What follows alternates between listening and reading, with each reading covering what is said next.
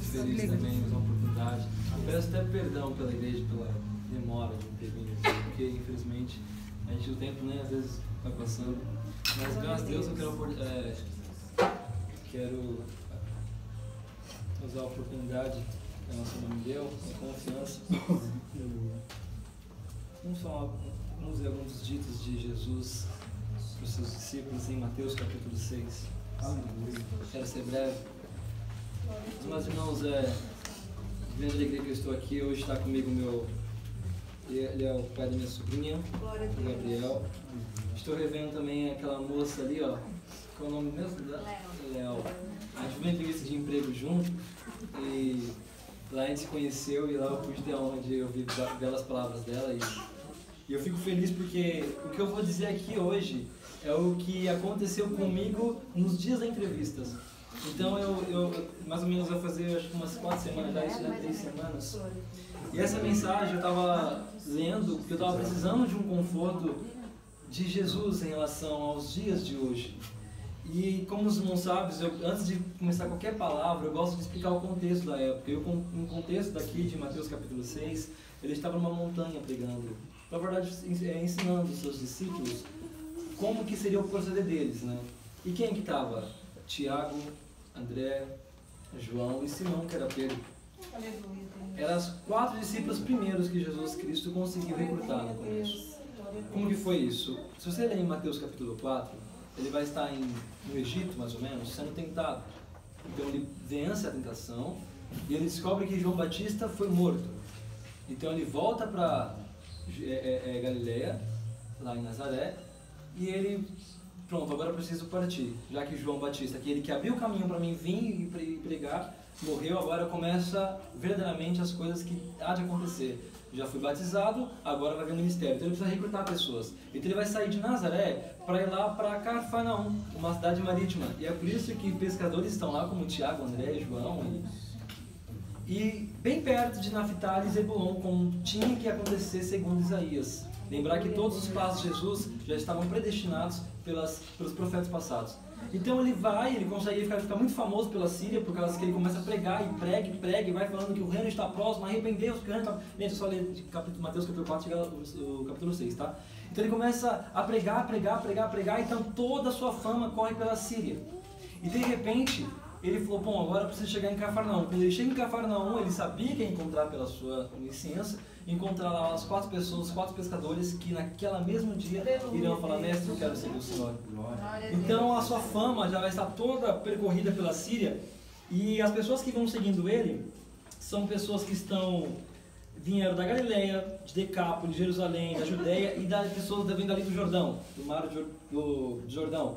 Então de repente essas pessoas param no local para descansar, Jesus se afasta um pouquinho deles e os discípulos chegam até Jesus e Jesus fala, agora é o momento de eu começar a ensinar eles para que eles possam ensinar depois. Glória a Deus. Amém? Amém. Estão a fim de aprender um dos ditos de Jesus que ele ensinou para os discípulos naquele momento? Amém? Amém. Um deles que ele começou a pregar, então desde o capítulo 5 ele vai começar a ensinar, olha, a partir de agora você tem que entender a bem-aventurança, então vai vir a bem-aventurança. Depois do céu na terra, tem que ser a diferença aqui na terra. Depois eu vou ensinar que vocês têm que entender que eu não vim aqui abrogar nenhuma lei, eu vim cumprir a lei. Porque ele ouviu muita coisa. Ele ia operar no sábado, ele sabia disso, então ele sabia que ia ter muito falatório, então ele estava preparando esses primeiros discípulos para o que ele ia enfrentar lá na frente. Depois ele veio a esmola, a oração em jejum, ele estava falando, eu não quero que você seja igual aos fariseus, eu preciso que você seja diferente. Então ele estava instruindo os primeiros apóstolos, que foi Tiago, André, João, Pedro. E eu quero parar exatamente em Mateus capítulo 6, em seu versículo 24, onde eu precisei aprender e entender essa palavra, irmão, para que meu coração ficasse confortado nos dias de hoje. Vamos ver que o que estava acontecendo naquela época não é muito diferente do que está acontecendo hoje. Amém? Alguém precisa de um emprego, alguém está com um sonho para se realizar, uma faculdade, um atraso de alguma coisa, um sonho de alguma coisa, qualquer coisa, um namoro, um casamento, um relacionamento, um noivado. Eu sei que nessa noite alguém está esperando alguma coisa de algo da parte de Deus, ou até mesmo uma realização própria. E sabe que é o problema? Que depois que vem o planejamento, vem a ansiedade. E exatamente Jesus já tinha preparado os discípulos lá atrás para tais coisas. Então vamos absorver um pouquinho do conhecimento que Jesus passou para eles, para nós. Então Jesus fala assim, olha, Ninguém pode servir a dois senhores. Porque ou há de adiar um ou amar o outro, ou se dedicará a um e desprezará o outro. Não podeis servir a Deus e a Mamon. Por isso, vos digo, não andeis cuidadosos quanto à vossa vida. Em outras traduções, não andeis ansiosos com as nossas vidas. Aleluia. Pelo que haveis de comer ou pelo que haveis de beber, nem quanto ao vosso corpo, pelo que haveis de vestir. Não é a vida mais do que o mantimento? E o corpo não é mais do que as vestes?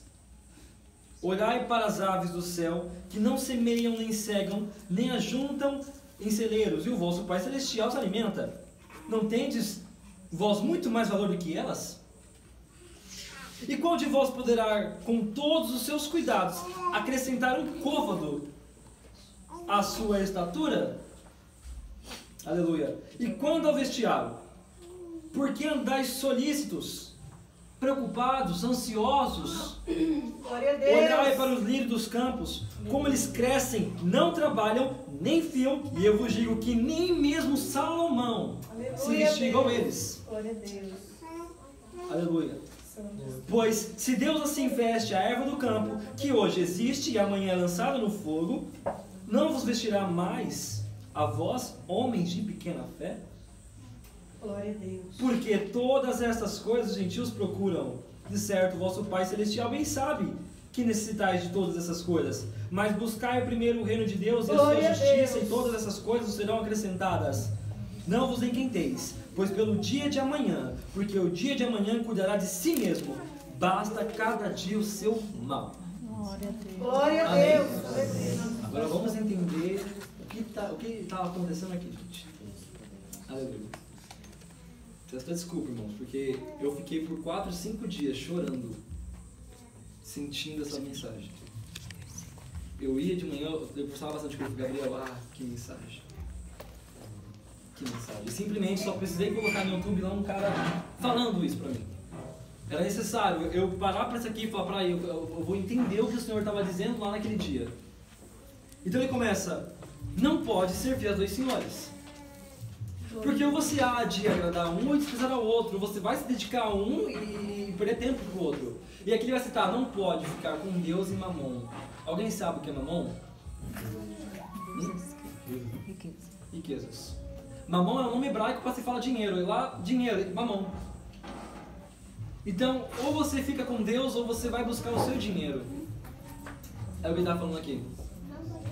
Rodrigo, é pecado então eu querer ser alguém na vida? Não. Aí ele vai explicar detalhadamente que preocupação é essa. Ao ponto de significar que a ansiedade ela se torna um pecado perante Deus. E eu vou explicar o porquê. Aí ele vai falar assim, glória a Deus. Por isso eu digo, não andeis cautelosos, ou cuidadosos, ou ansiosos, dependendo da versão de vocês, quanto à vossa vida. Pelo que haveis de comer, pelo que haveis de beber, pelo que haveis de se vestir. Aleluia, Deus. Então ele começa a dar uns argumentos. Que argumentos é esse? Olha, vamos olhar para as aves. Vejam que elas não trabalham. Vejam que elas não têm esse excesso de preocupação em buscar um alimento. Achou, se não achou, amém. Mas Deus sustenta elas. Não são vocês muitos mais valiosos do que essas pequenas rolinhas? Aí ele pega, por acaso, com todos os seus esforços, você pode acrescentar um côvado da sua estatura? É como se falasse, por mais que você ficasse ansioso, por mais que você ficasse cuidadosamente com detalhe de detalhe da sua vida, você pode fazer alguma coisa por si mesmo? Foi o que eu precisava ouvir. Glória a Deus. Aleluia. É como se ele falasse, você pode rodear o mundo todo atrás de um serviço, atrás de uma faculdade, atrás do dinheiro que você precisa. Então você pode por si só fazer alguma coisa? Aleluia, Jesus. Aleluia, Deus. Aí ele fala assim, tá bom, então vamos lá. Olha para os campos, olha para os lírios. Aleluia, Vejam, não Deus. porfiam, não trabalham, não fazem nada. Glória a Deus. E eu digo para vocês, e eu tenho certeza que Jesus não mentiu, que nem Salomão se vestiu igual a eles. Aleluia. Glória a Deus. E vem a pergunta retórica: se Deus veste uma flor dessa, que hoje nasce para amanhã ser tirada no fogo, não vão vestir vocês melhores? Aleluia. Aleluias. Glória a Deus. Glória a Deus. Ele estava meio que falando assim: gente, prestem atenção no que vocês estão fazendo. E por quê? Porque lá embaixo, em parênteses, vai falar: porque os gentios isso buscavam. Está diferente de hoje, irmãos? Será que está diferente de hoje? Será que podemos comparar? Mais para baixo, ele vai falar assim: porque Deus sabe que vocês precisam de cada coisa. Glória a Deus. Aleluias. Ele sabe que vocês precisam disso. Deus fiel e verdadeiro. Até mais, não vos inquieteis, pois pelo dia de amanhã. Aleluia. Porque o dia de amanhã cuidará de si mesmo. Já basta o mal do dia. É como se falasse: já basta as preocupações do dia a dia. Ficar ansioso não vai resolver nada. Calma que eu vou chegar onde eu quero falar. Aleluia, Jesus. Não vai enrolar muito. Glória a Deus. Mas o significado da palavra preocupação é bem simples. Pré-ocupação. Ou seja, nem chegou a tal algo, você já está preocupado com aquilo. Aí vira um pecado. É Deus. Porque ele fala: ou você vai dedicar a um, meu filho, ou você vai dedicar ao outro. Não tem como. Glória a Deus. Aleluia. Aleluias. É impossível. Santo Jesus. É impossível você querer ficar comigo e querer ficar com um mamon. Se for pesquisar a palavra mamon no Google, você vai ver que vai aparecer um senhorzinho bem acabadinho, com uma roupa nobre, mas bem acabado, em cima de um baú, como se aquilo fosse a vida dele. E é uma imagem que, se você olhar, você vai ficar arrepiado. Por mais que seja um desenho, você vai entender que a mensagem é: ele tem todo o tesouro da vida, mas o seu coração... Mas o seu coração.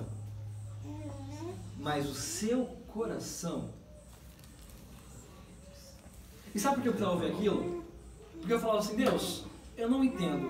Eu não entendo mesmo. Eu tento me esforçar, Deus, para fazer as coisas, sabe?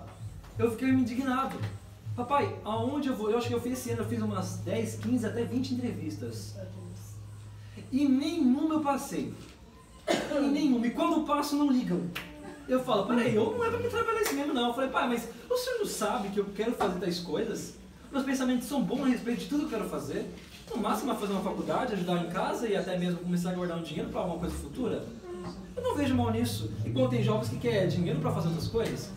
Então eu falei assim: pai, o senhor não está olhando para mim? Aleluia, Deus. E minha irmã simplesmente bate na porta dela, um rapaz, falou assim: e aí, vamos trabalhar? Ah, brincadeira com isso. Eu falei: não, Deus. Eu falei: peraí, palhaçada. Eu falei: não, Deus, isso aqui tá ficando pesado. Fizemos uma entrevista lá, onde a candidata pediu pra, a moça do RH pediu pra gente fazer, enviar um produto. E a minha cabeça, eu sou muito ansioso, por isso que eu tive que aprender isso aqui. A minha cabeça, ela quer pensar 10 coisas ao mesmo tempo. E chegou lá e falou: pessoal, tem uma ideia, é isso aqui, ótimo, o produto ficou legal, o pessoal colaborou, ajudou, ficou perfeito.